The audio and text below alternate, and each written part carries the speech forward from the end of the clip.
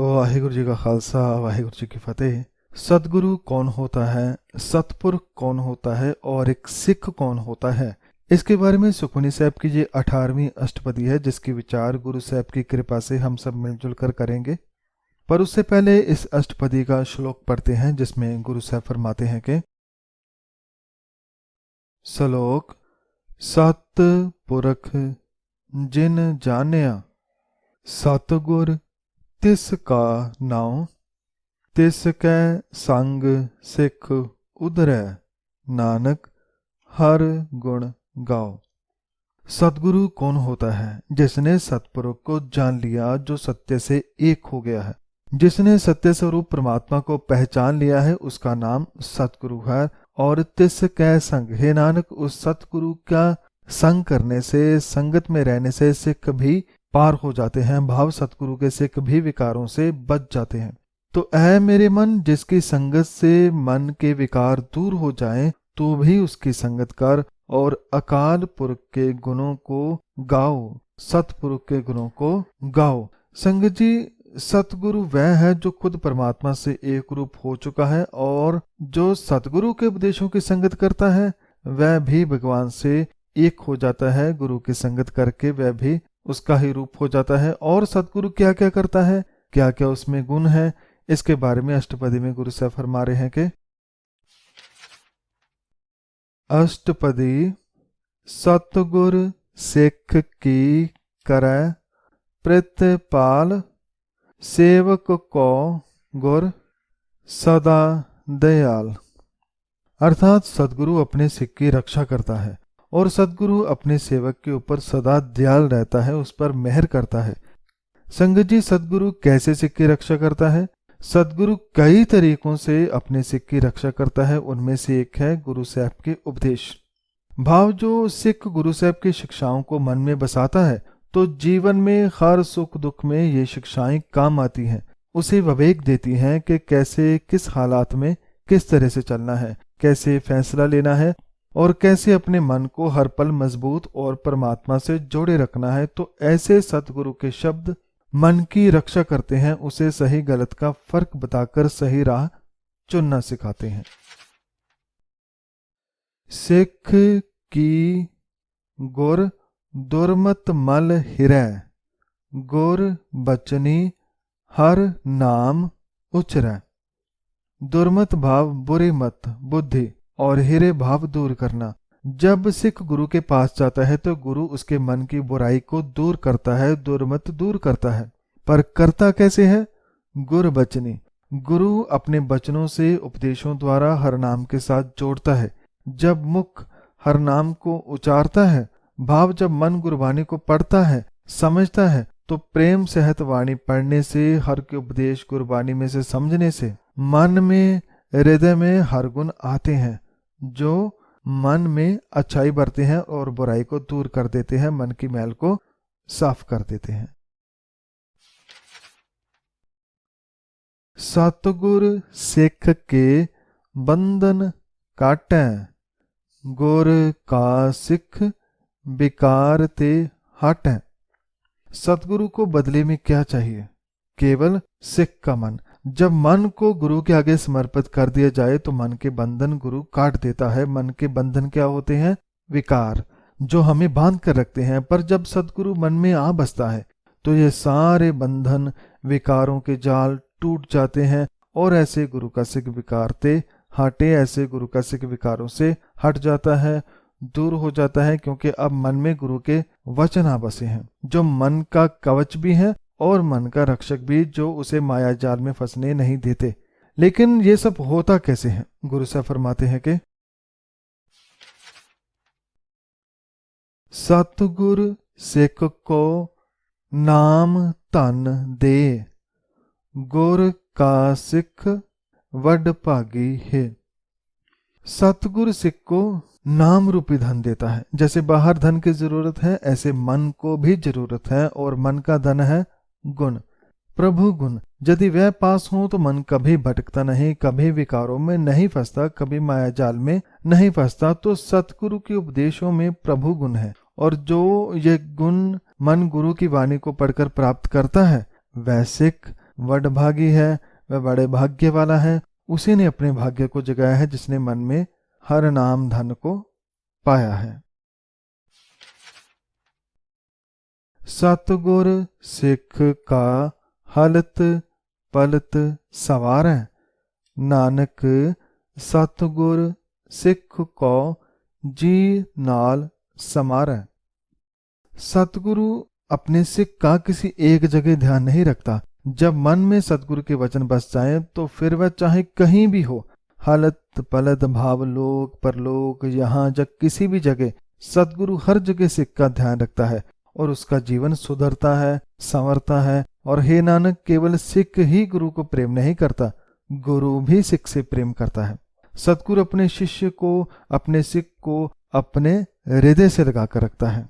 तो संगत जी, ये था पहला पदा। अब दूसरे पद में गुरु साहब सिख की बात करते हैं कि वह कैसा होता है। गुर कै ग्रह सेवक जो रह, गुर की आज्ञा मन मह सह। सतगुरु उस सिख के मन में बख्शिश करता है जो सिख गुरु के घर में रहता है। भाव जो सदा गुरु से जुड़ा रहता है, जो गुरु के उपदेशों को मन में बसाने के लिए गुरु के दर से जुड़ा रहता है और जो गुरु की आज्ञा को मन में बसाता है, वही गुरु की बख्शिशें प्राप्त करता है। संगत जी, उपदेशों को मन में बसाने के लिए बाकी सभी दर छोड़कर केवल गुरु के दर से जुड़ने वाला और गुरु की आज्ञा मानने वाला ही सिख है। और सिख वह है जिस तरफ गुरु जाने को कहे चला जाए और जिस तरफ जाने से रोके रुक जाए, सिख है। और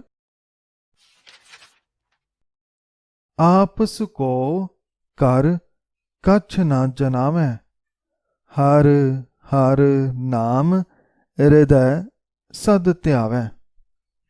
जो खुद को बड़ा नहीं जतलाता और जो सदा हर के नाम को हृदय में ध्यान करता है, वह सच्चा सेवक है, सिख है, वह गुरु की कृपा का पात्र बनता है। संगत जी, मन में से अहंकार दूर करना है और जो भी कुछ मिला है, चाहे दुनियावी या अध्यात्म, उसका जरा सा भी अहंकार नहीं करना, बल्कि एक से जुड़े रहना है, विनम्र रहना है, सब्र में रहना है, उसी का ध्यान करना है। यही गुरु के सच्चे सिख की निशानी है।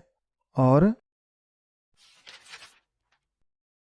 मन बेच सतगुर के पास, तिस सेवक के कारज रास। और जो मन को सतगुरु के आगे बेच दे, भाव जो मन को पूरी तरह से गुरु के हवाले कर दे, तो गुरु उसके मन को संवार देता है, उसे सुंदर बना देता है। एक गुरु ही है जिसे मन देने से मन सुधरता है। नहीं तो दुनिया में किसी को मन दो तो वह उसे अपनी मर्जी से इसमें विकार और मैल भर देता है, उसे अपना गुलाम बना लेता है। पर गुरु ही एकमात्र ऐसा है जिससे जो भी प्राणी मन लगाता है तो गुरु उसे बदल देता है, उसे खूबसूरत बना देता है, समझदार और बलवान बना देता है और उस सेवक के तमाम कार्य संवर जाते हैं। और ऐसे बनने से सिख का मन नहकामी हो जाता है। सेवा करत होए नहकामी, तिस को होत परापत स्वामी। अर्थात जो गुरु की सेवा करता है, भाव जो गुरु के उपदेशों पर चलता है, जो गुरु की वाणी को समझ कर जीता है, वह नहकामी हो जाता है। भाव कामना रहित, जिसे फल की इच्छा नहीं। इच्छा क्यों नहीं? क्योंकि जब मन रब से जुड़ जाए तो फिर उसे और क्या चाहिए। यदि और कुछ चाहिए फिर वह अभी भी माया से जुड़ा है। गुरु से फरमाते हैं कि जो सेवक निष्काम भावना से गुरु की सेवा करता है वह प्रभु को पा लेता है। अपनी कृपा जिस आप करे, नानक सो सेवक गुर की मत ले। पर सिख के मन को विनम्रता में रखते हुए गुरु साहब फरमाते हैं कि कोई सिख ये ना सोचे कि उसने मेहनत की, उसने कुछ किया तो वह गुरु से मिला नहीं। ये परमात्मा की कृपा है, उसने मेहर की तभी मन गुरु से जुड़ा। ऐसी सोच मन में रखनी है। हे नानक, जिस पर वह अपनी मेहर करता है वह सेवक गुरु की शिक्षा प्राप्त करता है। तो अगले तीसरे पद में सतगुरु की महिमा है। पर उससे पहले गुरु साहब फरमाते हैं कि 20 बिसवे गुर का मन मानै, सो सेवक परमेश्वर की गत जान। जैसे किसी की बात को यदि सच कहना हो तो हम कहते हैं कि इसकी बात 16 आने सच है, भाव इसमें पूरी सच्चाई है।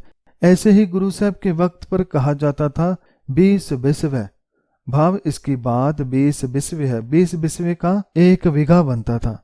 तो गुरु साहब फरमाते हैं कि जिसका मन पूरी तरह से गुरु के उपदेशों को 20 बिस्वे करके भाव पूरा सत्य करके मानता है, वह मन ही, वह सेवक सिख ही परमेश्वर को पाने की विधि को समझ पाता है। तो इसके बाद सतगुरु के बारे में फरमान है कि सो सतगुर जिस हृदय हर नाव, अनक बार गुर को बल जाओ। सतगुरु कौन है? सतगुरु वह है जिसके हृदय में हर का नाम है, परमात्मा का नाम, उसके गुण, प्रेम भाव, जिसके मन में प्रभु के खजाने हैं, वह सतगुरु है। और ऐसे सतगुरु को मैं बार बार बलिहार जाता हूँ, उस पर कुर्बान जाता हूँ, सदके जाता हूँ सतगुरु के पास। और क्या क्या है और वह कैसा है, उसके बारे में गुरु साहब फरमाते हैं कि सर्व निदान जी का दाता, 8 पहर पार ब्रह्म रंग राता। सतगुरु वह है जिसके पास आत्मा के लिए खजाने हैं, दौलत है। भाव सतगुरु सभी खजानों का मालिक है। उसके पास नाम का खजाना है, गुणों का खजाना है, और वह जी का दाता है। संगत जी, आजकल देखते हैं कि इंसान तो बहुत है मगर इंसानियत मर चुकी है।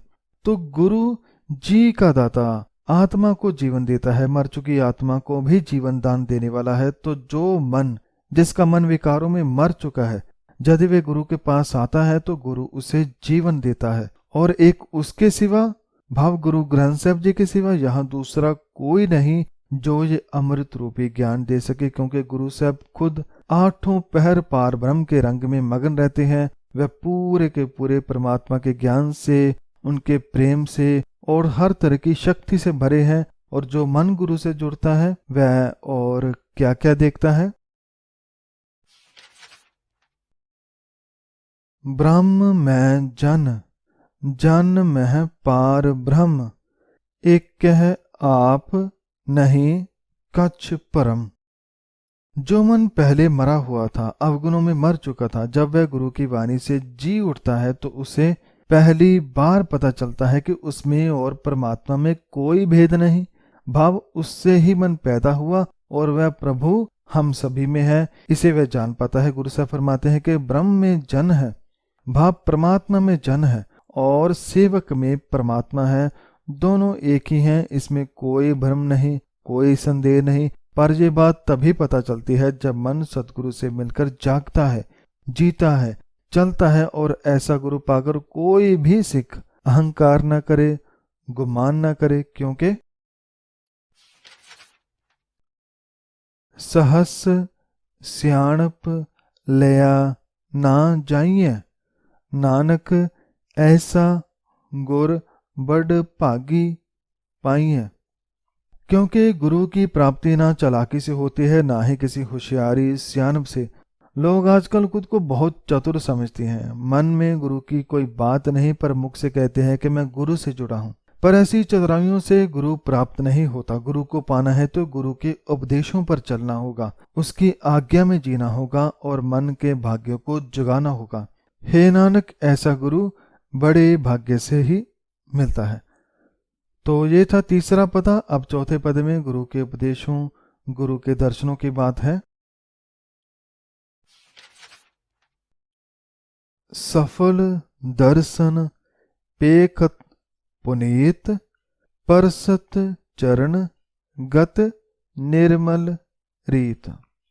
पहले जब किसी बच्चे को गुरु के पास भेजा जाता था, भाव जब उसे गुरबानी का पाठ सिखाने के लिए भेजते थे तो कहा जाता था कि उसे गुरु के चरणों से जोड़ दिया है। जब हम गुरु से जुड़ते हैं, गुरु के उपदेशों को मन में बसाते हैं और उन्हीं की राह पर चलते हैं, तो इसे गुरु के चरणों से जुड़ना कहा जाता है। और गुरु की वाणी को शुरू से लेकर अंत तक पढ़ना विचार विचार कर, समझ समझ कर गुरु का दर्शन है। गुरु से फरमाते हैं कि गुरु का दर्शन फल प्रदान करने वाला है तथा दर्शन मात्र से ही मनुष्य पवित्र हो जाता है। उनके चरण स्पर्श करने से ही मनुष्य की अवस्था एवं जीवन आचरण निर्मल हो जाते हैं। तो गुरु के चरणों से जुड़ने से और क्या क्या प्राप्त होता है? पेटत संग राम गुण रवे, पार ब्रह्म की दरगह गवे।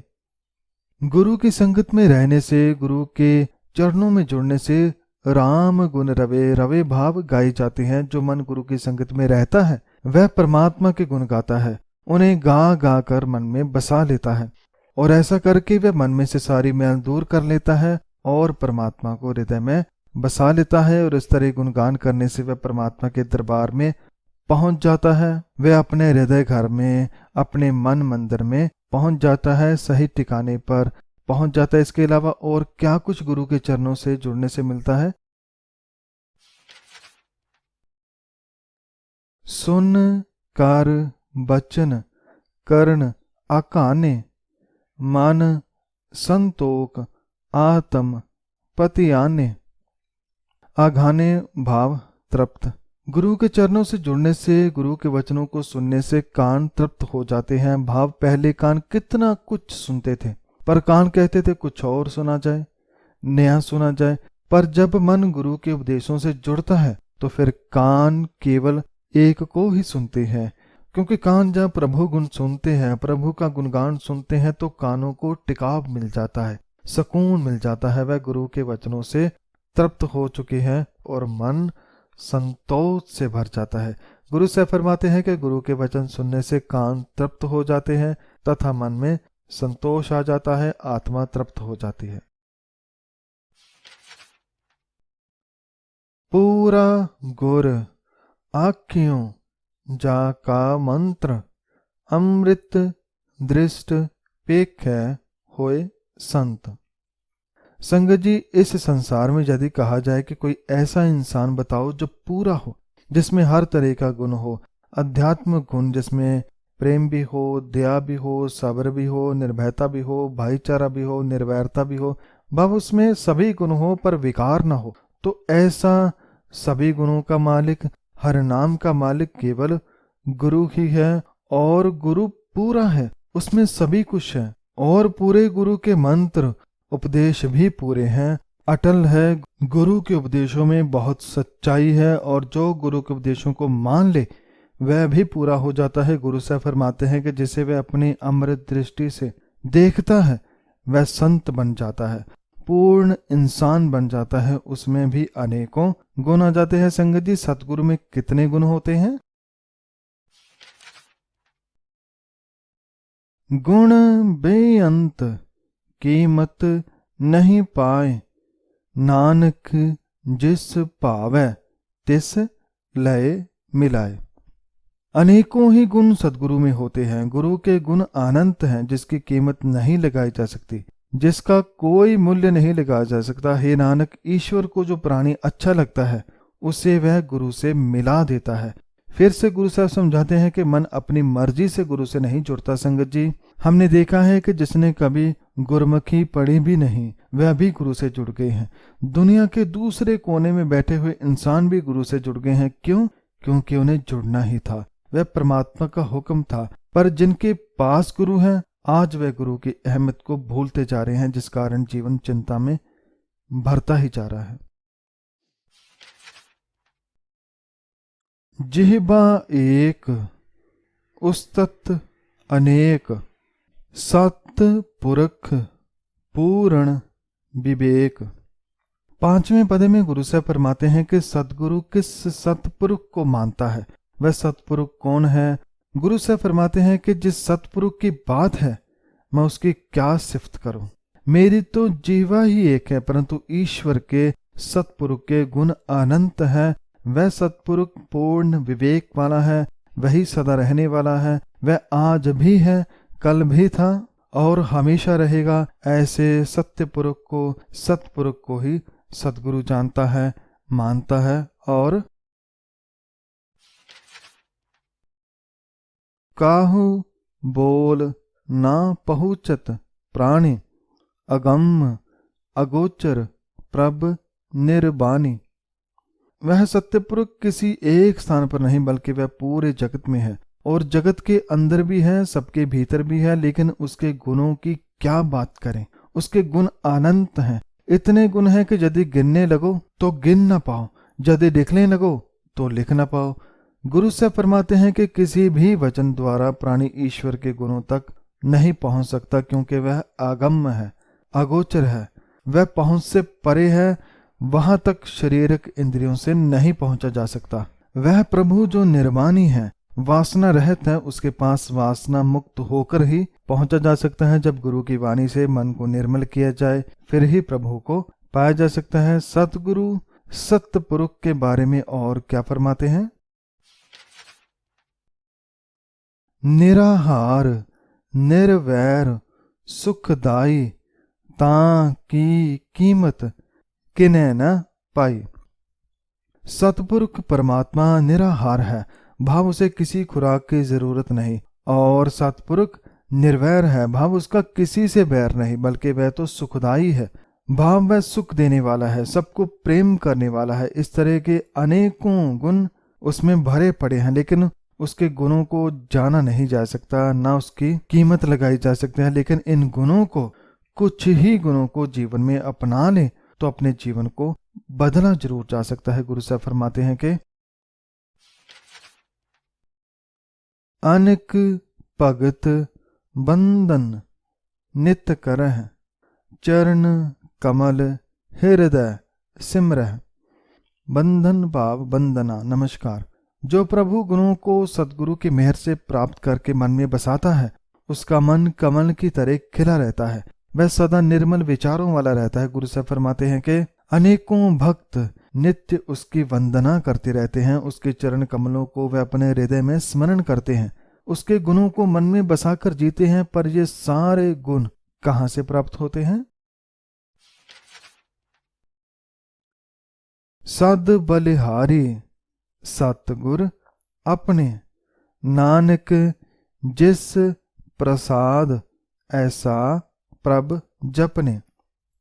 ये सभी गुण सदगुरु से प्राप्त होते हैं, क्योंकि सदगुरु सतपुरुष से जुड़ा हुआ है, वही नाम का दाता है, वही प्रभु गुणों का खजाना है। इसलिए हे नानक, मैं तो सदा अपने गुरु पर बलिहार जाता हूँ, सदके जाता हूँ, कुर्बान जाता हूँ, जिनकी कृपा से मैं ऐसे प्रभु का स्मरण करता हूँ। तो ये था 5वां पदा। अब अगले पद में गुरु साहब उस सिख की सेवक की बात करते हैं जिसने पहले बताए सतपुरुष के गुणों को मन में बसाया है।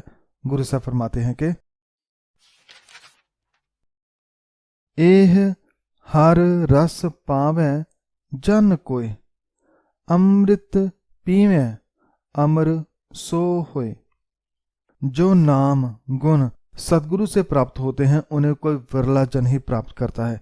संगत जी, हर धर्म सिखाता है कि मिलजुल कर रहना है, एक दूसरे की मदद करनी है, मन को निर्मल करना है, सदा परमात्मा को मन में बसाना है। पर ऐसे गुणों के बावजूद भी लोग एक दूसरे से लड़ते हैं। क्यों?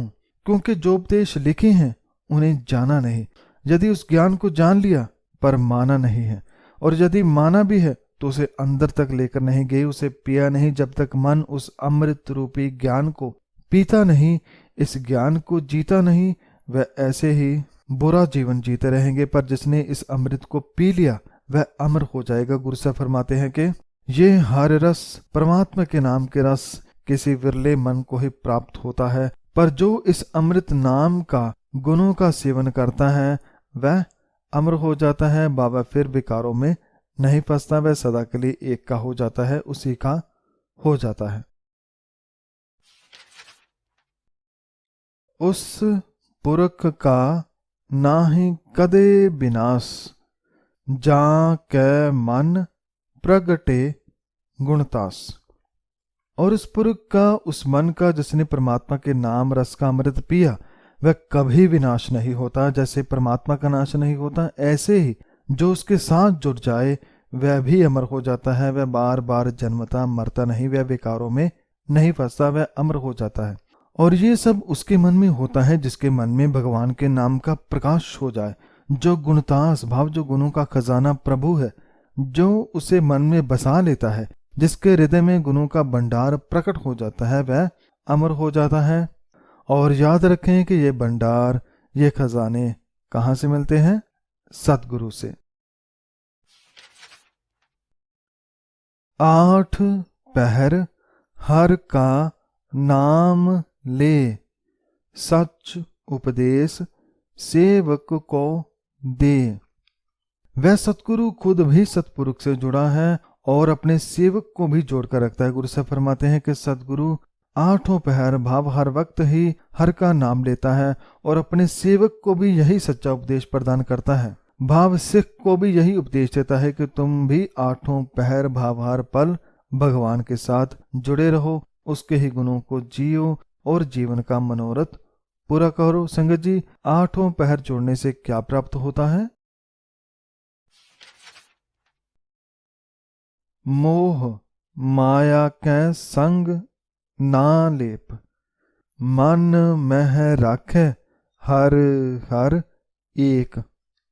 जिसका मन हर वक्त भाव 8 पहर परमात्मा के साथ जुड़ा रहता है, वह सुखी हो जाता है, वह विकारों की आग से बच जाता है, वह माया के जाल में नहीं फंसता। गुरु से फरमाते हैं कि उस मन का मोह माया के साथ कभी मेल नहीं होता जो अपने हृदय में एक हर परमेश्वर को बसाता है, उसी को याद करता है, उसी का ध्यान करता है। और जो ऐसा करता है, अंधकार दीपक परगासे, नानक परम मोह दुख तहते नासे। जो ऐसा करता है उसके अंदर नाम रूपी दिया जल उठता है, जो उसके अंदर के अज्ञानता के अंधेरे को दूर करके भीतर प्रकाश कर देता है। वह देख पाता है कि मैं कहाँ गलत था और अब मुझे क्या करना है। वह अपने आप को साफ साफ देख पाता है, फिर उसे विकार गिरा नहीं पाते, क्योंकि उसे दिखाई देता है कि किससे अब दूर रहना है और किसे मन में बसाना है। हे नानक, इस प्रकाश से दुविधा मोह एवं दुख सारे विकार उससे दूर भाग जाते हैं। पर ये डर मोह विकार ये सब दूर कैसे हुए? विस्तार से उसके बारे में गुरु साहब अगले 7वें पद में फरमाते हैं कि तपत माह ठांड वरताई, आनंद भया दुख नाठे पाई। ये डर वहम दुख मन की तपश दूर होती है गुरु की वाणी से। गुरु के उपदेशों द्वारा ही माया विकारों की तपश दूर होती है और मन में प्रभु नाम की ठंडक भर आती है।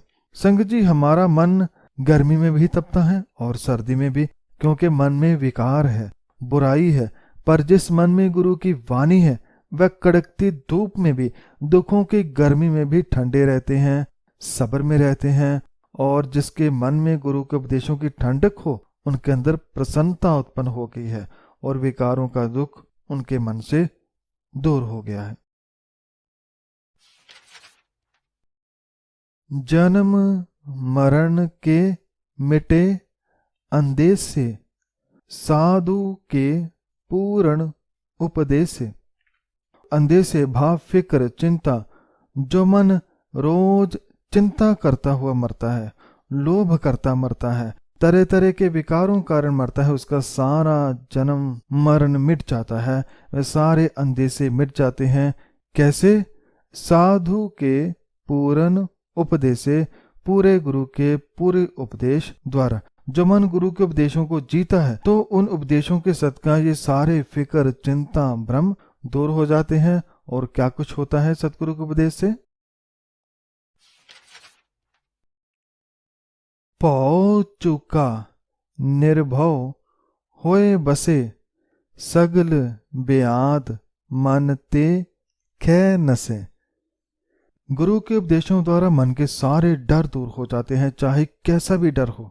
अंधेरे का डर, खोने का डर, कमाने का डर, गिर जाने का डर आदि कैसा भी डर, गुरु के उपदेश से मन के भय का नाश हो जाता है और फिर मन निडर रहता है और इसी तरह से मन के तमाम रोग नष्ट हो जाते हैं, नाश हो जाते हैं।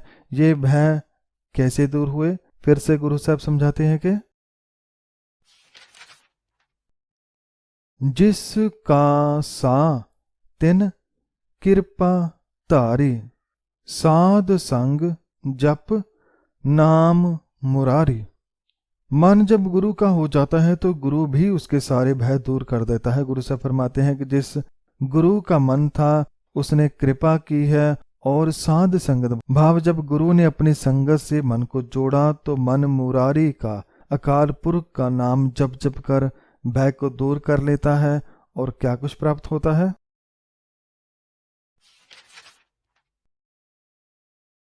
थित पाई चुके भ्रम गवन, सुन नानक हर हर जस श्रवण। थित भाव टिकाव, गुरु के उपदेशों द्वारा परमात्मा का नाम जपने से भय एवं दुविधा मिट गए हैं, मन की सभी भटकनाएं रुक गई हैं और मन शांत हो गया है, टिकाव में आ गया है। हे नानक, हर परमेश्वर की महिमा कानों से सुनकर शांति मिल गई है। संगत जी, जो वाणी कहती है उसे सुनना बहुत जरूरी है, और जो सुना है उसे मन में बसाना बहुत जरूरी है। यदि ऐसा करेंगे तो मन सुधरेगा, मन मजबूत होगा। तो इसके बाद अगला आखिरी 8वां पद, जिसमें सतगुरु जी परमात्मा के बारे में, भाव सतपुरुष के बारे में फरमाते हैं कि वह कैसा है। निर्गुण आप सरगुण भी ओहि, कला तार जिन सगली मोहि। सतपुरुष वह स्वयं निर्गुण स्वामी भी है और वही सरगुण भी है, वह ही जगत है और वही जगत में भी है। उसी के शक्ति ने पूरे संसार को जोड़ कर रखा है, वही है सतपुरुष, जिसने अपनी कला शक्ति प्रकट करके समुच्चे विश्व को मुक्त किया हुआ है। उसी के कारण हर कोई जी रहा है। और इसके अलावा कैसा होता है सतपुरुष, क्या क्या गुण है? अपने चरित प्रभ आप बनाए, अपनी कीमत आपे पाए। इस जगत को बनाना, इसका विनाश करना, इसे बढ़ाना चलाना, ये सारा खेल वह खुद ही करता है। वह ही रचनहार है। अपने कौतक प्रभु सतपुरुष ने खुद ही रचे हैं और वह खुद ही इसकी कीमत भी जानता है। भाव कोई ये नहीं बता सकता कि उसने ये सब कैसे किया, ये भी नहीं बता सकता कि उसने किस ताकत से ये सब बनाया, वह कैसे इतने बड़े जगत को चलाता है। उसकी ताकत का, बल का, विधि का अंदाजा कोई भी मन नहीं लगा सकता। ऐसा है सतपुरुष। हर बिन दूजा नाही कोय, सर्ब निरंतर एको सोए। और सतपुरुष की एक और खूबी है कि उस जैसा दूसरा और कोई है ही नहीं। गुरु साहब फरमाते हैं कि हरि सतपुरुष के अतिरिक्त दूसरा कोई नहीं, एक वही है जो सब कुछ बनाकर सबके अंदर बसा हुआ है। वह किसी से भी अलग नहीं हुआ, वह हम सबसे जुड़ा हुआ है, सब में वह एक है। ओत पोत रविया रूप रंग, भय प्रकाश साध कै संग। ताने बने की तरह वह तमाम रूपों रंगों में समा रहा है। वह हर कहीं है, हर किसी में है। लेकिन हमारा दुर्भाग्य तो देखो, जो पास में है, जो हमारे अंदर है, हम उसे जानते ही नहीं और खुशियों की तलाश में सारी उम्र दर दर भटकते रहते हैं, जबकि असल खुशी हमारे अंदर ही होती है। लेकिन इस बात का प्रकाश, भाव, ज्ञान गुरु द्वारा ही मिलता है। साधक की संगत करने से, गुरु के उपदेशों पर चलने से ही ये प्रकाश मिलता है। रच रचना अपनी कल धारी, अनक बार नानक बलिहारी। अर्थात सृष्टि की रचना करके प्रभु ने अपनी सत्ता टिकाई हुई है। हे नानक, मैं अनेक बार उस प्रभु पर कुर्बान जाता हूँ जिसने बिना किसी सहारे के हवा में सारा जगत खड़ा कर दिया है, जिसने सब कुछ बनाकर खुद वह उसमें बस गया है। ऐसे सतपुरुष को मैं बलिहार जाता हूँ, मैं बारंबार उसको नमन करता हूँ।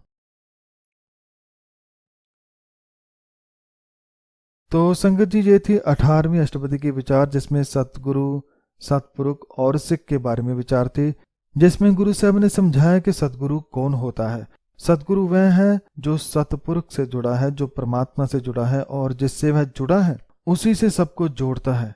और सिख वह है जो सतगुरु से जुड़ता है, सतगुरु से जुड़कर अपने मन को साफ करता है, मन में प्रभु गुण भरता है। और सिख वह है जो गुरु की आज्ञा में रहे, हुक्म में रहे, जैसा सतगुरु चलाए वैसा चले। ऐसा करके वह सतपुरुष से मिल जाता है, एक से एक हो जाता है। और जिससे जुड़ना है भाव परमात्मा सतपुरुष, वह कैसा होता है उसके बारे में भी बहुत कुछ इस अष्टपदी में गुरु साहब ने समझाया। तो अंत में सदगुरु श्री गुरु ग्रंथ साहब जी को बहुत बहुत धन्यवाद करता हूँ, जिन्होंने हमें अमृत रूपी ज्ञान दिया। और आप सब संगत का भी बहुत बहुत धन्यवाद। कथा करते हुए सभी गलतियों की मैं क्षमा चाहता हूँ। वाहिगुरु जी का खालसा, वाहिगुरु जी की फतेह।